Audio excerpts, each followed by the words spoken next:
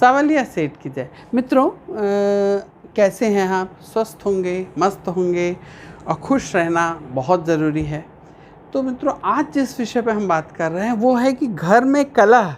बहुत जगह बहुत सारे क्वेश्चंस हैं कि घर में लड़ाई झगड़े होते हैं, घर में विचार नहीं मिलते, बेटों के विचार पिता से नहीं मिल रहे हैं, या माता पिता दोनों से नहीं मिल रहे हैं, या किसी एक से मिल रहे हैं, भाई भाई में आपस में झगड़ा हो रहा है और दोनों बिल्कुल विपरीत वो रखते हैं, विचार रखते हैं, और इसी के कारण घर का माहौल ख़राब हो रहा है।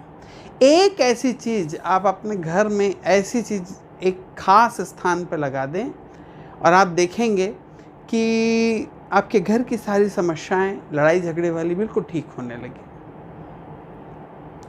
और वो चीज़ क्या है? सबसे पहले उस चीज़ को समझने से पहले हमको सबसे पहले समझना पड़ेगा भगवान शिव को। भगवान शिव जो हैं वो सभी विपरीत तत्वों को साथ लेके चलते हैं। जैसे सबसे ऊपर देखेंगे आप, भगवान शिव को देखेंगे तो जटा से गंगा जी बह रही हैं, जल है। मित्रों, जस्ट उसके थोड़ा नीचे अगर आप आएंगे तो उनका तीसरा नेत्र है, जहाँ पर से अग्नि प्रज्वलित होती है। अगर वो खुल जाए तो सब कुछ भस्म हो सकता है। तो आग जैसा तेज उन्होंने अपने तीसरे नेत्र में धारण कर रखा है। मित्रों, साइड में, मस्तक के साइड में जाएं तो यहाँ पे चंद्रमा है। चंद्रमा यानी इस पूरी सृष्टि में जितने भी औषधि हैं उनके अंदर में जो अमृत की तत्व विद्यमान है वो चंद्रमा के कारण विद्यमान है। और जितनी भी औषधियाँ उनके अंदर गुण भी चंद्रमा के हैं। अमृत तत्व कहाँ है? उनके मस्तक पर। और जस्ट थोड़ा और नीचे आ जाएंगे तो उनके गले में, यहाँ पर उन्होंने विष को धारण करा है, नीलकंठ, नीले रंग का कंठ है उनका। अब ये अलग बात है कि भगवान शिव को लोग नीले रंग का बता देते हैं, लेकिन शास्त्र में भगवान नीले रंग के नहीं हैं। भगवान है कपूर के जैसे गोरे। आप रोज पूजन के बाद में कर्पूर गौरम करणावतारम कहते हैं। जो कपूर के समान गोरे हैं, इतने सुंदर और इतने गोरे हैं कि वो कपूर के जैसे उनकी सफ़ेदी है, इतने गोरे हैं भगवान। तो कंठ में विष है। देखें कि जल और अग्नि दोनों बिल्कुल विपरीत हैं, और चंद्रमा जहाँ अमृत है और जस्ट उस अमृत के नीचे में विष उन्होंने धारण करके रखा हुआ है। मित्रों, फिर गले में आ जाइए आप, तो गले में उनके सर्प की माला है, सांप है। वासुकी उनके गले में बैठे हैं। अब सोचें कि भगवान शिव के गले में वासुकी हैं और उनके सबसे छोटे पुत्र गणपति, उनका वाहन है चूहा। ये दोनों परम शत्रु हैं। सांप बिल्कुल चूहे को खा ही जाता है। और अब देखें कि चूहे को खा जाता है। अब सांप है तो इसका परम शत्रु है उनके बड़े बेटे का जो वाहन है मोर, वो परम शत्रु है। दोनों देखिए बिल्कुल विपरीत हैं, लेकिन यहाँ पे किसी प्रकार की कोई लड़ाई झगड़ा नहीं हो रहा है। सब शांति से विद्यमान है, सब शांत से रह रहे हैं। एक बुद्धि के दाता है उनके बेटे, बिल्कुल बुद्धि से सब कुछ हल कर सकते हैं। और उनके दूसरे पुत्र वीरता के प्रतीक हैं, जो अपने शस्त्र बाहुबल के ऊपर दुनिया को सब ठीक कर सकते हैं। अब भगवान गणेश बुद्धि पे सब कुछ जीत सकते हैं और दूसरे बेटे बल से सब कुछ जीत सकते हैं। दोनों विपरीत है, बाहु और बल दोनों। बाहुबल एक तरफ है और एक तरफ बुद्धि बल है। भगवान शिव के जो वाहन हैं वो देखें नंदी हैं, और उसके बिल्कुल विपरीत माँ भगवती के जो वाहन हैं वो हैं सिंह। दोनों बिल्कुल विपरीत हैं। ये दोनों का कहीं कोई मेल नहीं है। तो मित्रों, इतना बेमेल, यानी सब में बिल्कुल विपरीत लेके, और वो कैलाश के ऊपर विद्यमान है। भगवान शिव का एक ऐसा परिवार है जो बहुत सारी विषमताओं के साथ में बहुत शांत और प्रसन्न रहता है।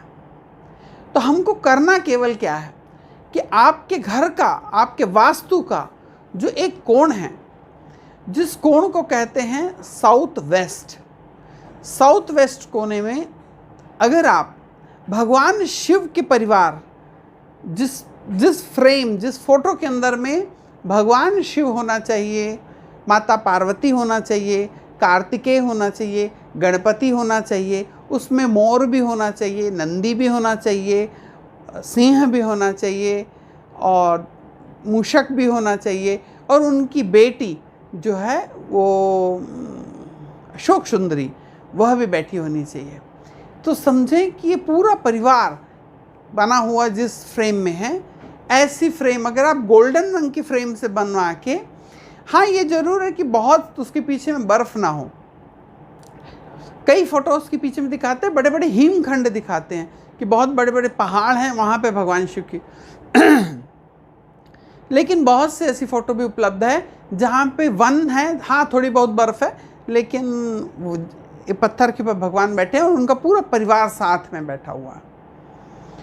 तो इस प्रकार की अगर कोई फ़ोटो फ्रेम आपको मिल जाए तो गोल्डन रंग की फ्रेम से इस फ्रेम को करवा लें, और जो उसकी फ्रेम है उसको थोड़ी चौड़ी रखें, उस फ्रेम से उनको बनवा के, और आप अगर आपने एक्यूरेट घर के साउथ वेस्ट कोने में लगा देते हैं तो आप मानिए आपके घर में चाहे छोटी उंगली हो चाहे अंगूठा हो, जैसे हमारी पूरे हाथ में सभी उंगलियां का साइज़ अलग अलग होता है, उनकी ताकत अलग अलग होती है, उसी प्रकार से हमारे परिवार में कितनी भी विषमता हो, किसी व्यक्ति को पूर्व की ओर भागने वाला हो, कोई पश्चिम की ओर भागने वाला हो, कोई बहुत तेज़ गुस्से वाला हो, कोई ठंडा हो, सब मिल के रहते हैं।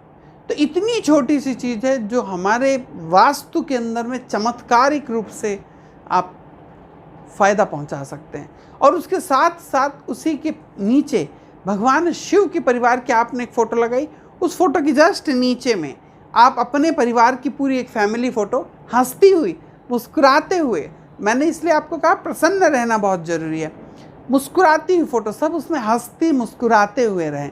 भाई खड़े हैं तो दोनों गले में हाथ डाल के बैठे हैं, माता पिता बैठे, उनके पैरों के पास में बच्चे बैठे हैं यानी एकदम प्रफुल्लित, यानी उस फोटो को देख के ही कोई समझ जाए कि कितना स्नेह है। भले ही वहाँ पे अभी तुरंत में ना हो, लेकिन उस फोटो में ऐसा दिखाई देता हो ऐसी एक बढ़िया फोटो जिसका बैकग्राउंड जो है, पीछे का जो बैकग्राउंड रहेगा वो नीला नहीं होना चाहिए, येलो रंग का होना चाहिए, पीला होना चाहिए, वाइट रह सकता है, ये दोनों पीछे का बैकग्राउंड कोई भी हो, वाइट हो या पीले रंग का हो, ऐसा बैकग्राउंड लगा के अगर आप वहाँ पे अपनी फ़ोटो खिंचवा के लगा लेते हैं मित्रों, तो आपके घर में कलह कलेश, उठापटक जो घर में हो रही है, विचार नहीं मिल रहा है और घर में मैत्री नहीं है, इस फोटो को लगाने से बाहर के भी जितने लोग हैं उन सबसे भी मैत्री होने लगती है, परिवार के साथ साथ सामाजिक और हमारे रिश्तेदारों से भी मैत्री होने लग जाती है। क्योंकि शिव परिवार हर जगह पूज्य है, हर जगह, बुद्धि के बिना कुछ नहीं है तो गणपति जी हर जगह पूज्य हैं, शक्ति बाहुबल के बिना कुछ नहीं है तो भगवान कार्तिकेय वहाँ बैठे हुए हैं, नाग देव की हम पूजा करते हैं, नंदी देव की पूजा करते हैं, माता पार्वती, आज तक जितने भी त्यौहार आते हैं, जितने भी उपवास होते हैं वो माता पार्वती के लिए ही रखते हैं, या माता पार्वती ने जिन उपवासों को और नियमों को करा है वही हम लोग उसको करते हैं। माताएं उसी परिवार को, उसी त्यौहार को करती हैं, क्योंकि त्रिदेव में केवल एक ही देवी हैं, माता पार्वती, जिन्होंने अपने पति को कभी श्राप नहीं दिया।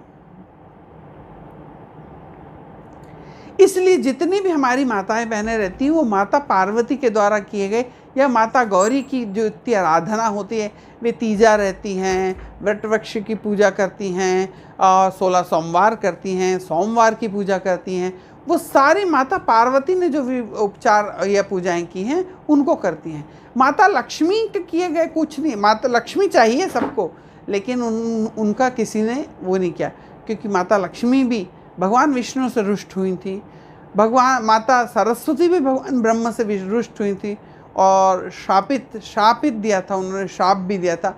वीडियो ज़्यादा लंबा हो जाएगा, इसलिए इस विषयों को हम दूसरे वीडियो में लेंगे। ज़रूर उस परिवार के बारे में भी बताएंगे।